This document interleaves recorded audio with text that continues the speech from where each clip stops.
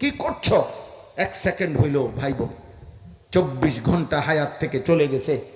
এক একজনের মনে করো ভাইয়া, একবার হইল ভাই বোন 1 মিনিট দাঁড়াও, আপন জায়গায় দাঁড়াও, চোখ বন্ধ করো, 1 সেকেন্ড ভাবো, একজন ইমানদার, একজন মুসলমান, একটি মুসলিম যুবক, এই তো তোমার করার কথা।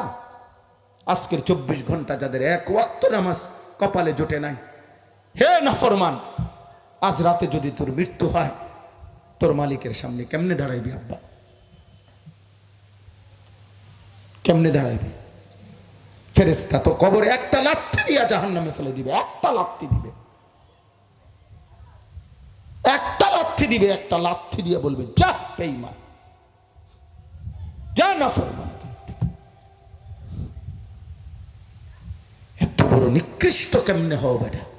মুসলমানের সন্তান, রক্তে যার মুসলমানের রক্ত, বাবা যার মুসলমান, মা যার মুসলমান, দুধ খাইছে ইমানদার মায়ের দুধ, পবিত্র মায়ের দুধ পান করে মুসলমানের ঘরে জন্ম নিয়ে 1 ওয়াক্ত নামাজ পড়ো না, 365 দিনে খোদার 1 বছরে কোনোদিন ফজরের নামাজ একদিনও পড়লা না, হে নিকৃষ্ট নাফরমান, এত বড় নিকৃষ্ট হাইওয়ান মানুষের ঘরে কেমনে হইল? বলো মিয়া, আজকে 1 বছর ধরে এমন নাফরমান এখানে নাই যে কোনো দিন ফজরের নামাজ পড়ে নাই, এমন মুসলমান নাই? ঘটনাটা কি? কি ব্যাপার আব্বা বলেন?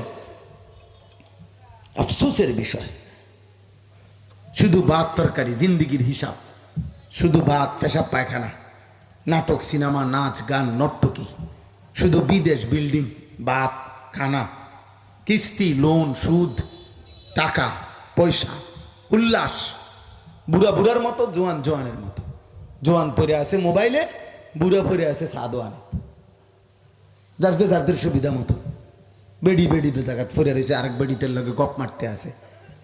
কোথায় নামাজ, কোথায় আজান, কোথায় সেজদা, কোথায় আখিরাত, কোথায় কোরআন, কোথায় তেলাওয়াত, কোথায় জিকির? আফসোসের বিষয়। এভাবে আল্লাহকে ভুলে গেলে আব্বা শান্তি হয় না, সমাজে সুখ আসে না।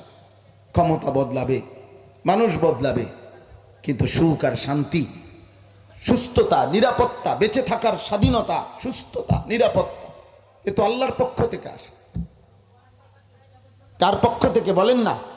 আল্লাহর পক্ষ থেকে, আল্লাহ তাআলার পক্ষ থেকে। আল্লাহ আমাদের সবাইকে আজকের এই মুবারক মাহফিল থেকে আল্লাহ আমাদেরকে আখিরাতের ফিকির দান করে। যে কলিজায় আখিরাত নাই, ওই জীবনের কোনো মূল্য নাই।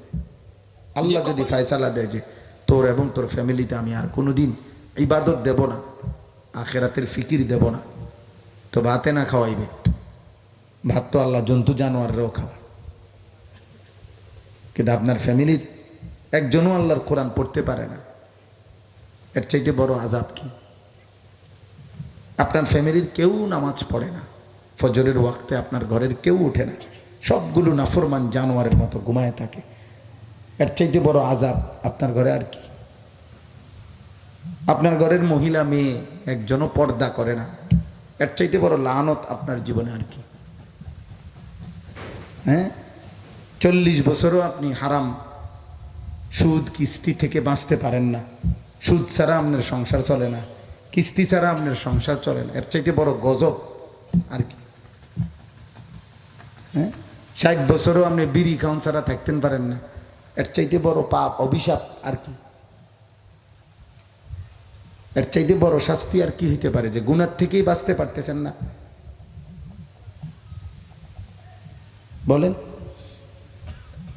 এত ওষুধ খায় কি রোগে কাবাল হয় না, তাও এত হায়াত যায়, কিন্তু নাফরমানি কে ছোটে না? নাফরমানি কেন ছোটে না? আল্লাহ বলেন এটা প্রতিশোধ, আল্লাহর আযাব, এটা আল্লাহর আযাব। আল্লাহ তাআলা বলছে আল্লাহু ইয়ালামু ওয়া আনতুম লা তা'লামুন, আমার আযাব দুনিয়াতে কেমন এটা আমিই জানি, তোমরা জানো না। সবারই শুধু ঘুষি দিলেই মায়ের এটা না, থাপ্পড় দিলেই শুধু শাস্তি এটা না, আমি কাকে কিভাবে শাস্তি দিচ্ছি সে শুধু আমিই জানি, তোমরা জানো না, তোমরা জানো না। এই জন্য চলেন ভাই, সব সময় আল্লাহর কথার আগের থেকে সিদ্ধান্ত নিতে হবে। ছেলেরা তোমাদেরকেও বলি ভাই, আগের থেকে ফয়সালা নিবা, তুমি আল্লাহর কথা শুনবা কিনা আসলে, না হলে যাইও না। তুমি তোমার মতো ফালতু লোক যাওয়ার কি দরকার, তোমার দরকার কি? আল্লাহ কোরআনুল কারীমে বলছে, ওয়ালাউ আরাদুল খুরুজ লা আ'আদ্দু লাহু উদ্দা। মুনাফিকদের ব্যাপারে আল্লাহ বলছে, মুনাফিক এমন, আল্লাহ বলেন এই নাফরমান মুনাফিক যদি বাস্তবিকে আমার পথে বের হইতে চাইতো, আমার পথে চলতে চাইতো, তাই কিছু না কিছু প্রস্তুতি নিত। কই তার প্রস্তুতি তো নাই কিছু, অথচ সে বলে যে আমি আল্লাহরে মানতে চাই। তো মিথ্যাবাদী। মুখেও জিজ্ঞাসা করলাম যে আপনি ফজরের নামাজ পড়বেননি? হ্যাঁ পড়তে চাই হুজুর। কিন্তু আপনি ঘুমাইলেন দেরিতে, না আগে ঘুমাইলেন, আবার দেরিতে ঘুমাইয়া উঠবার জন্য কোনো ব্যবস্থাই করলেন না। মোবাইলে অ্যালার্ম দিলেন না, একটা ঘড়িতে অ্যালার্ম দিলেন না, কাউরে দায়িত্ব দিলেন উঠাইয়া দেওয়ার জন্য। তো আপনার মধ্যে তো নামাজ পড়ার, ফজরের নামাজ পড়ার কোনো প্রস্তুতিই তো নাই। বোঝেন নাই কথাটা? তো আল্লাহ বলছে এটা মুনাফিকের খাসলত, মুনাফিকের অভ্যাস। যদি সে বাস্তবিক মুমিন হইতো, সে কোনো না কোনো ব্যবস্থাপনা করত। না আমি প্রতিদিন রাতে বেশি রাত্রে ঘুমাই, 3টা, 3:30, 4টা বাজে, রাত্রে দেরি করে ঘুমাইতে হয়। আমার এই মোবাইলের ভিতরে আমি নিয়মিত অ্যালার্ম দিই, আমার বিবির মোবাইলে অ্যালার্ম দিই। 2টা অ্যালার্ম ঘড়ি আছে কিনা, একটা বালিশের কাছে পাশে রাখি, একটা ওয়ার্ড্রফের উপরে রাখি, 2টা একই সাথে বাজে। অর্থাৎ এটা যদি বন্ধ করে দেয় তাহলে সেইটা বাজে। তো ওইটার জন্য হলো তো উঠটা বন্ধ করতে হবে এটা, তো এই উঠটা এলে তো উঠা হয়েই গেল। আমার প্রচণ্ড ঘুমের তখন তাড়না থাকে যে আমি সারা রাত জার্নি করে যাই ঘুমাই, কিন্তু আমার তো উঠতে হবে, এছাড়া আমার উপায় নেই। আমাকে ফজরের নামাজ পড়তে হবে কিনা, কথা বলে না তো? আল্লাহ তাআলা বলেন মুনাফিক যদি আল্লাহর পথে আসলে সে চলতেই চাইতো তো কোনো প্রস্তুতি নিত, তার তো কোনো প্রস্তুতি নেই। হ্যাঁ, ঘরের মধ্যে রঙিন টেলিভিশন লাগায় রাখছে, এন্দে ফুতেরে কয় ভূত, মানুষের মতো মানুষ হইও। এই টেলিভিশন চাইয়ানি ভূত মানুষ হইব, আপনি বুঝেন না? আপনি বেওকুফ। নিজে মুখে বিড়ি খাইতেছে, বিড়ি খাইতে খাইতে ফুতেরে কল ভূত মানুষ তো কি মানুষ হইতো? আপনার মতো মানুষ কি? বিড়ি খাই না মানুষ কি হইতো? তাহলে আপনার মধ্যে সন্তানকে আল্লাহর দিকে ফেরানোর প্রস্তুতি কোথায়? আপনার ফ্যামিলির মধ্যে প্রস্তুতি কোথায়?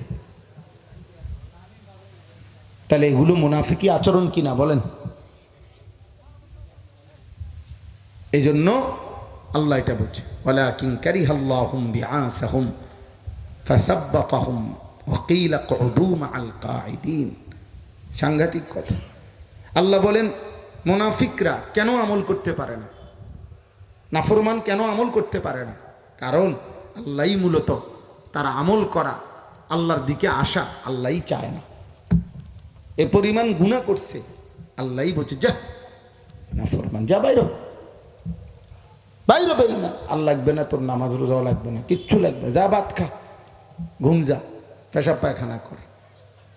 তোর মতো মানুষ 2-1 ভাত খাওয়াইলে আমার কিচ্ছু আসবে যাবে? কত জানোয়ার আমি খাওয়াই, কত কাফের মুশরিক বেঈমান মুরতাদ আমার একটা সেজদাও দেয় না, আমার নামও নেয় না, আমার স্বীকারই করে না, আমি আসি বলে এটাই মানে না, নাস্তিক, আমি তারই খাওয়াইতেছি। তো তোর মতো 2-4টা হাইওয়ান খাওয়াইলে আমার অসুবিধা কি? যা বেটা ভাত খা। ওয়াকিলা কুদু মাআল কাঈদিন। আল্লাহর পক্ষ থেকে বলা হয়, হে নাফরমান, যারা আমি আল্লাহর ইবাদত থেকে বসে আছে, করছে না, যা তুইও তাদের সাথে বসে থাক, যা বেটা, উঠতে হবে না বেটা, আমাকে সেজদা দিতে হবে না, যা। যদি কারো ব্যাপারে আল্লাহ এটা বলে ফেলে, সিদ্ধান্ত নিয়ে ফেলে, ফামান ইয়াহদিহি মিন বাদিল্লাহ, কোরআনে আছে, আল্লাহ বলছে নবী বন্ধু, আমি যদি কাউকে পথভ্রষ্ট করে দেই, আমি আল্লাহকে বাদ দিয়ে তাকে হেদায়েত দেবে কে? কে? বাইজিদ বুস্তামি, জুনায়েদ বাগদাদি, আপনার আব্বা, আপনার 14 গোষ্ঠী। বোঝেন নাই কথা? হেদায়েত দেয় কে? ফয়সালা দেয় কে? সিদ্ধান্ত দেয় কে? জিন্দেগি পরিবর্তন করে দেয় কে? আলোর পথ দেখায় কে? আল্লাহু ওয়ালিয়্যুল্লাযীনা আমানু ইউখরিজুহুম মিনায-যুলুমাতি ইলান-নূর। আল্লাহ বলেন আল্লাহই হচ্ছে ঈমানদার মুমিনের বন্ধু, আর তিনি ঈমানদারকে সমস্ত গুনার অন্ধকার থেকে টেনে আলোর দিকে নিয়ে আসেন। কোনো আলেমে দ্বীনের সাথে যেই সমস্ত ছেলে পেলে তোমরা নামাজ পড়ো না, চুল চেহারায় ইসলামের সৌন্দর্য নাই, তো তুমি কোনো আলেমে দ্বীনের সাথে ছবি উঠাইয়া যদি একসাথে মানুষের দেখাও, তো মানুষের কি বুঝাইতে চাও? যে দেখেন আমরা দুজন কাবা শরীফের ইমাম। মানুষ তো এটাই বুঝবে, হ্যাঁ মাশাআল্লাহ আপনাকে দুজনটাই তো বোঝা যাইতেছে, মনে একজন প্রধান বক্তা একজন বিশেষ বক্তা আছিলেন। মানুষে তো ব্যাক কল, মানুষে ভাত খায় না, বাকি মানুষে চিরা খায়, আর আমনে শুধু ভাত খায়। আমি সব সময় এটা বলি, আপনি যেমন মানুষ বুঝেও তেমন। মানুষ চোরের জোনায়েত বাগদাদি বলে না, বা জোনায়েত বাগদাদির চোর বলে না। আপনি যেমন মানুষ ভাবেও কি বুঝেও কি তেমন। অফিকা উয়ুবুন ওয়ালিন্নাসি আয়ুনুন, আরবি ভাষার এটা প্রবাদ। তোমারও দোষ আছে, মানুষেরও চোখ আছে। তোমারও কি আছে? দোষ আছে। মানুষেরও কি আছে? মানুষ চিনতে ভুল করে না। মানুষ যত খারাপ হোক, আলোকে মানুষ আলোই বলে, অন্ধকারকে অন্ধকারই বলে। সে নিজে যত খারাপ হোক, অসৎকে মানুষ অসৎই বলে, চরিত্রহীনকে মানুষ চরিত্রহীনই বলে, ইমানদারকে মানুষ ইমানদারই বলে। সে নিজে বলে ভাই আমি খারাপ হইতারি, কিন্তু আমি বললাম উনি ভালো মানুষ। মানুষ আলোকে আলোই চেনে, অন্ধকারকে অন্ধকারই চেনে। এজন্য যুবক ভাই, নওজোয়ান, তোমার উপরে তুমি রহম করো।